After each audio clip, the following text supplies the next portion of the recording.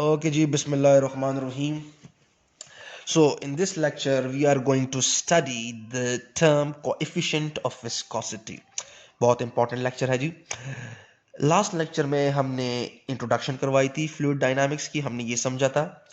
और अभी in this lecture में जवानों और जवानियों we are going to understand कि जो विस्कोसिटी है that is the internal resistance of the fluid, जो कि एक्चुअली फ्लूइड के फ्लो को जो है उस पर असरअंदाज होती है. तो क्या हमारे पास कोई ऐसी मैथमेटिकल वैल्यू है किसी भी फ्लूइड के लिए कि जिस वैल्यू से हमें उस पर्टिकुलर फ्लूइड की विस्कोसिटी का अंदाजा हो जाए? So yes, there is a term that's we called by name of eta, जिसे हम कहते हैं कोएफिशिएंट ऑफ विस्कोसिटी, जो कि विस्कोसिटी का ब्रांड एम्बेसडर है. ठीक है जी. और वो विस्कोसिटी का केस लड़ने जा रहा है अक़वाम मुत्तहिदा में. सो ये आपको बताएगा जी कि किसका केस कितना स्ट्रांग है. So it gives us info about the viscosity of the fluids. अच्छा जी, कैसे जी? So we are going to understand this. Consider करें जी हमारे पास क्या है जी. We have a, let us say, let me do it over here, कि लेट अस से हमारे पास कोई फ्लूइड फ्लो कर रहा है from left to right like this. कि आपके पास क्या हुआ, late me draw that with the blue since water, late us से वाटर कंसीडर कर लेते हैं. ठीक है जी, कि हमारे पास दी जो लाइंस में ड्रॉ कर रहा हूं दिस लाइक दिस. ठीक है जी, राइट.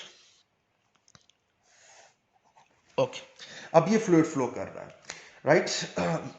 अब ये मैंने जो लाइन ड्रा की है, ये मैंने मुख्तलिफ लेयर्स को जो है वो क्या किया हुआ है, शो किया हुआ है. यहाँ पर से एक सेट ऑफ पार्टिकल्स जो है वो इतनी वेलोसिटी से मूव कर रहे हैं इस तरफ, यहाँ पर दूसरे सेट ऑफ पार्टिकल्स इस स्पीड से मूव कर रहे हैं, ये वाले इससे, ये वाले इससे. एंड वी नो कि the length of the vector represents what, it represents the magnitude. फिलहाल आप इसको एज अ स्पीड लें, तो यहाँ पर जो ज्यादा एरो है आप समझ लें कि यहाँ पर फ्लूइड की जो पार्टिकल्स की स्पीड है वो ज्यादा है, फिर ये कम, फिर और कम, फिर और कम. जरूरी नहीं कि आपके पास इस तरह ज्यादा होता जाए, वो डिपेंड कर सकता है, शायद यहाँ पर ज्यादा हो बहुत, यहाँ पर फिर थोड़ा और ज्यादा हो, यहाँ पर कम हो. मैंने सिर्फ ऐसा ले लिया just for the sake of derivation और just for the sake of understanding it. अच्छा, अगर मैं अपने कार्टेशियन कोऑर्डिनेट सिस्टम को जो है वो करूं, एंड लेट मी से कि फ्लूइड फ्लो कर रहा है in X, let me call this जी and let me call this Y. ठीक है जी. अच्छा, अब हमें पता है कि ये डिफरेंट यहां पर जो आपके पास फ्लूइड्स के पार्टिकल्स है, मैं उनको थोड़ा बड़ा बड़ा बना देता हूं लाइक दिस. ठीक है जी, और यहां पर भी आप उसी तरह इमेजिन करते जाओ. ठीक है जी.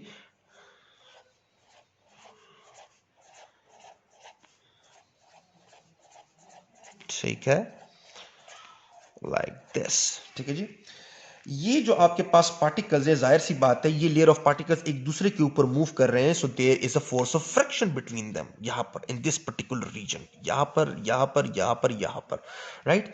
अच्छा, ये जो आपके पास फोर्स जनरेट हो रहा है इन दो लेयर्स के दरमियान, या इन दो लेयर्स के दरमियान, या इन दो की, या इनकी, या किसी भी दो लेयर्स के दरमियान, that force of friction is directly proportional to, number one, the area of contact. Area of contact की कितने लेयर का इस दूसरे लेयर के कितने एरिया के साथ कांटेक्ट है.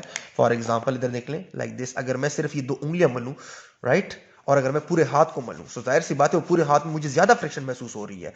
तो this force depends on the area of contact. Number one ये बात हुई. फिर हमारे पास जो है, अब मैं इसी फोर्स ऑफ फ्रिक्शन को एक दूसरे फैक्टर पे भी जो है वो देख रहा हूं असरअंदाज होता हुआ, या उससे इफेक्ट होता हुआ. और वो क्या है जी, वो ये है, देखते जाएं. We are going to introduce a term over here that is called what, velocity gradient. देखिए, दो अल्फाज हैं, बार बार बता चुका हूं क्लास में भी और यहां पर फिर से बता रहा हूं. जब हम रेट का लफ्ज यूज करते हैं, दिस रेट,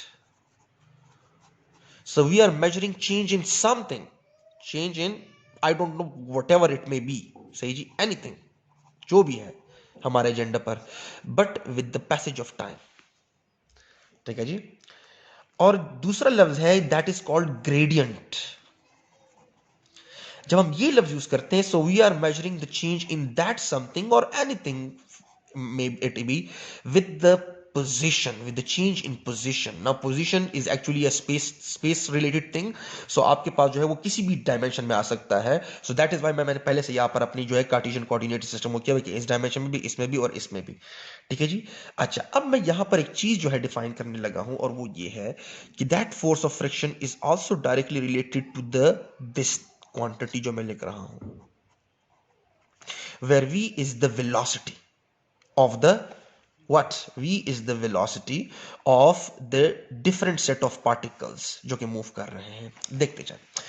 लेट अस से यहां पर वेलोसिटी v है, यहां पर इन सेट ऑफ पार्टिकल्स की दिस एंड दिस.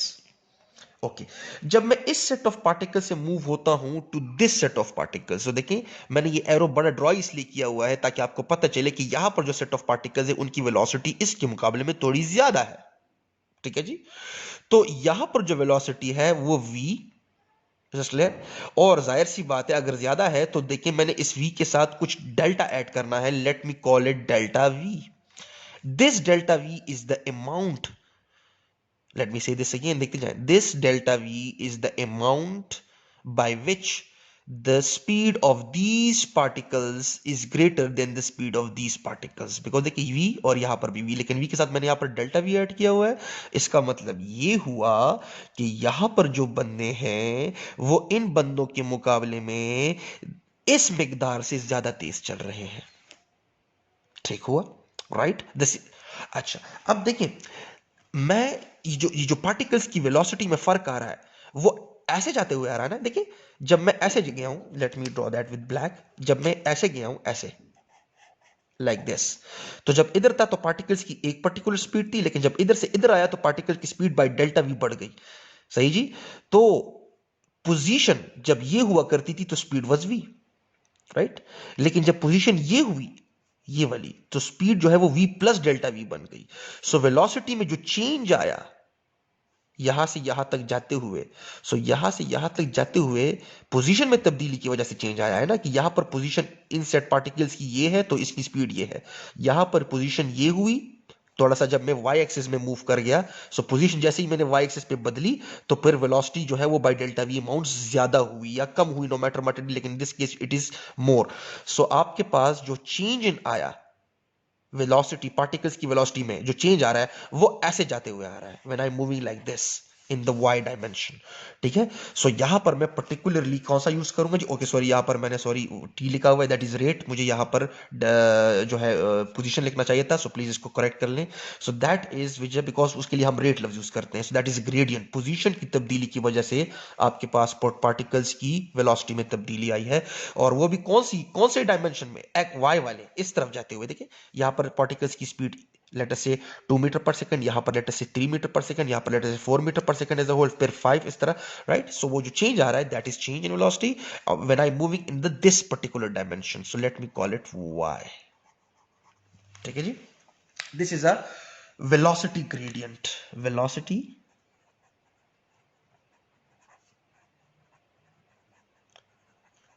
ग्रेडियंट. अगर यहां पर t लगा होता जो कि मैंने गलती से लगाया था फिर तो ये एक्सेलरेशन बन गया.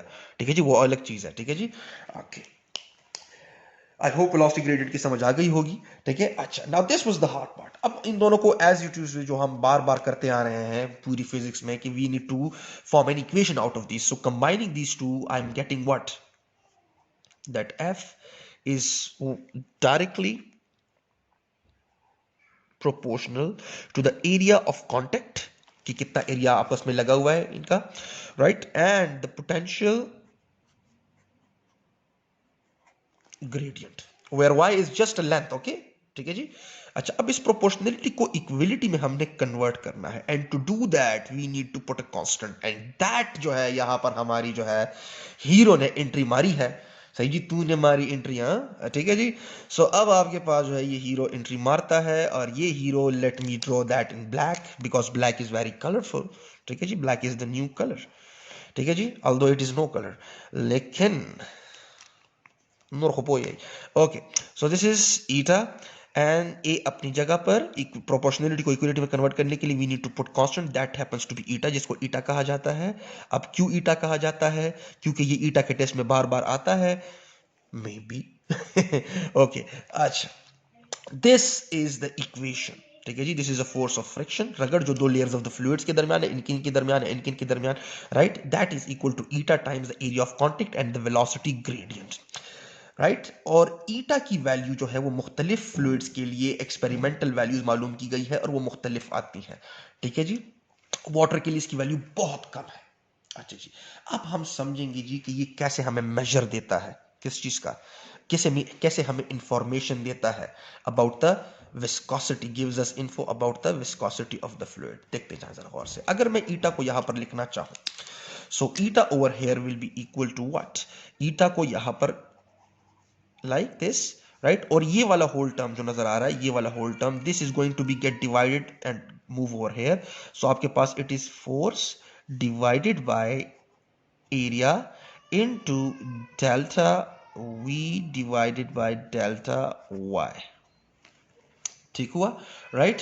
अच्छा, अब अगर आपको याद है तो पहले चैप्टर में आपके इसके डायमेंशंस आए थे। अगर आपको वो फार्मूला, स्टोक्स लॉ वाला फार्मूला जो प्रूव करना था, ये वाला F is equal to 6 pi R V eta, इसको आपने फार्मूले को आपने डायमेंशनली जो है डायमेंशन की एनालिसिस से जो है इसके अननोन फार्मूले को निकालना था, याद पड़ता है। वहां पर ईटा की जो डायमेंशन है वो गिवन थे आपको, वहां पर आपको पता नहीं चल रहा था कि ये क्या है, राइट। सो आज आपको पता चलेगा और आज मैं उसकी वही डायमेंशन निकालूंगा जो वहां पर आपको सवाल में गिवन थे। अच्छा, अब यहां पर से अगर मैं इसकी डायमेंशन निकालूं, सही जी, तो पहले तो आप इसके डायमेंशंस निकाल सकते हो, लेकिन पहले डायमेंशंस निकालने से पहले जरा इसको देखते हैं। देखिए, ये एक फैक्टर था जो कि इस फोर्स पे असरअंदाज होता था, नजर आ रहा है, एरिया ऑफ कांटेक्ट, और ये दूसरा फैक्टर था, राइट, जो कि इसी फोर्स पे असरअंदाज होता था, और जिस चीज को वो असरअंदाज कर रहा है वो एक्चुअली अपस्टेयर्स है, if you can see that force, ठीक है जी। तो अब यहां पर अगर मैं ये लिखूं कि जब मैं एरिया ऑफ कांटेक्ट स्मॉल रखता हूं और वेलोसिटी ग्रेडियंट भी स्मॉल है, लेकिन इन चीजों के स्मॉल होने के बावजूद भी मेरे पास जो है वो रगड़ की जो फोर्स है जो दो फ्लूइड्स के दरमियान में है, राइट, जो दो लेयर्स ऑफ द फ्लूइड्स के दरमियान में जो रगड़ की फोर्स है, यहां पर मैं इस तरह बना देता हूं ताकि आपको पता चले कि ये वो रगड़ की फोर्स है। अब it is not a resistor, लेकिन शो रेजिस्टेंस कर रहा है, ठीक है जी। वो एक्चुअली डिपेंड कर रहा था इन दो फैक्टर्स पर ना, right, if you can see that, right. अगर ये फैक्टर कम है, लेट अस से एरिया ऑफ कांटेक्ट भी कम है, वेलोसिटी ग्रेडियंट भी कम है, लेकिन फिर भी इन दोनों के कम होने के बावजूद भी मेरे पास नोमिनेटर में अपस्टेयर जो चीज आ रही है, जो फोर्स है वो बहुत ज्यादा है, रगड़ की फोर्स बहुत ज्यादा है। तो इसका मतलब ये है कि ये एक ऐसा फ्लूइड है कि जिसकी मैंने क्या किया हुआ है, एरिया ऑफ कांटेक्ट भी कम रखा है और वेलोसिटी ग्रेडियंट भी कम आ रहा है, पोजीशन की तब्दीली के साथ साथ वेलोसिटी, पार्टिकल की वेलोसिटी में तब्दीली भी बहुत कम आ रही है, लेकिन फिर भी हमारे पास क्या हो रहा है जी, फोर्स बहुत ज्यादा आ रहा है। तो इसका मतलब है कि इसकी विस्कोसिटी बहुत ज्यादा है। विस्कोसिटी मींस कि ड्रैग फोर्स बहुत ज्यादा है, सॉरी, फ्रिक्शनल फोर्स बहुत ज्यादा है, तो इसकी फ्लो करने की एबिलिटी बहुत कम है, ठीक है जी, सही जी। Its ability to flow is very low, ठीक है जी। So that is how you can understand. और अगर उल्टा कहो कि देखिए, मैंने एरिया ऑफ कांटेक्ट भी बहुत ज्यादा रखा हुआ है, मैंने डेल्टा जो है वेलोसिटी ग्रेडियंट भी बहुत ज्यादा रखा हुआ है, ठीक है जी। तो ये दो फैक्टर्स है ना जो कि इस फोर्स को अफेक्ट करेंगे, जो कि अपस्टेयर्स है, राइट। अगर आप देख लो, ये दो फैक्टर्स हैं जो कि एक्चुअली इसको अफेक्ट करते हैं, लेकिन फिर भी मेरे पास जो है फोर्स बहुत कम आ रहा है, लाइक दिस के, if I draw it like this, देखते जाए जरा यहाँ पर कि eta is actually equal to, कि मैंने ये दोनों फैक्टर्स बहुत बड़े रखे हुए हैं डाउनस्टेयर्स, लेकिन फिर भी मेरे पास ये बहुत कम आ रहा है, इसका मतलब ईटा इसका कम है। सो इसी जुमले को उल्टा कर दें कि its ability to flow is very high, ठीक है जी। जो लास्ट लेक्चर में हमने जो है सिंपल इसका रिजल्ट लिखा भी था, अगर आपको वो रिजल्ट देखना है तो आप प्रीवियस वीडियो को जो फिर से आखिरी हद तक देख लें, ठीक है जी। So this is actually how it gives us the information. अच्छा, velocity gradient पे अगर आप क्लियर ना हो तो कैसे वो आपको information, देखिए velocity gradient, why is velocity gradient one of the factor? Velocity gradient is one of the factor because जाहिर सी बात है, in different set of particles की velocities में जब फर्क होगा तभी तो वो एक दूसरे के ऊपर मूव करेंगे ना। फॉर एग्जाम्पल अगर बराबर है तो फिर तो देखिए मेरे ये दो हाथ जो बराबर जा रहे हैं तो फिर तो इनमें रगड़ नहीं हुआ, लेकिन अगर ये एक ज्यादा है और एक कम है तो जाहिर सी बात है वो इस तरह रगड़ होगा। So that is actually the force of friction. That is why velocity gradient जो है, so जब लेट अस ये इस तरह है देखें, राइट, ठीक है। सो देखें, जब मैं इस तरह जाता हूं इन द वाई एक्सिस तो वेलोसिटीज में फर्क आ रहा है। सो जब वो फर्क आएगा तो automatically there will be a रगड़, जितना ज्यादा फर्क होगा उतनी ज्यादा रगड़ की फोर्स होगी।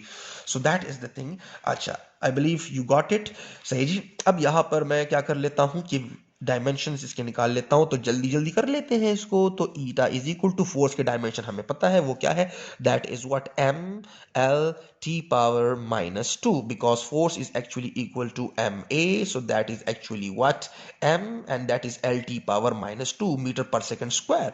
तो ये आपके पास ये हुआ। अच्छा, area is actually again it is area is actually length into length, so it is metre sorry length का स्क्वायर, सो ऑटोमेटिकली यहां पर मैं पुट कर देता हूं L square, and delta V, V it is velocity, again delta V है तो जो भी है, so it is L T power minus one. और नीचे क्या है, again it is just a space, और वो भी सिंगल लेंथ है ना, Y is a length, just length, so I will put L over here. ठीक है जी। तो आपके पास कैसे बन जाएगा जी डायमेंशन इसके, देखते जाए जरा गौर से। Again I am telling you, देखिए force M L square T power minus two, फिर यहां पर जरा गौर से देखिए एरिया एल स्क्वायर, राइट, फिर velocity L T power minus one metre per second, right, and this is simple length delta Y, right. So आप automatically this thing cancels out with this thing, ठीक है जी, and this thing cancels out with this thing, ठीक है जी। So eta is actually equal to M, यहां पर one रह गया तो ये जब ऊपर जाएगा तो एल की पावर माइनस वन, और यहां पर आपके पास टी माइनस है तो ऊपर जाएगा तो आपके पास क्या हो जाएगा, यहां पर already T power minus to है तो ये ऊपर जाएगा तो आपके पास हो जाएगा टी पावर प्लस वन। समझ में आई बात या नहीं? किरदारी लाल जी, बोर हो गए हो हैं? So M L power minus one basis same है तो 10 खंदरान बदची कम देनो 8 कमानो ऑटोमेटिकली दाम अभी बरशी नु माइनस वन बशी और पर ये ब्रेकेट की बेता हो रहा था कि वो जिल नूर को कबू जाएगा ना। सो ये आपके पास हुए जी डायमेंशंस। चेक करें तो आपके पास यही दिए गए होंगे जो आपके पहले चैप्टर में वो एक डायमेंशनल एनालिसिस का क्वेश्चन था न्यूमेरिकल प्रॉब्लम्स में। सो दैट्स इट, वर्ज़ाई पैदा खैर सारा। अस्सलाम वालेकुम।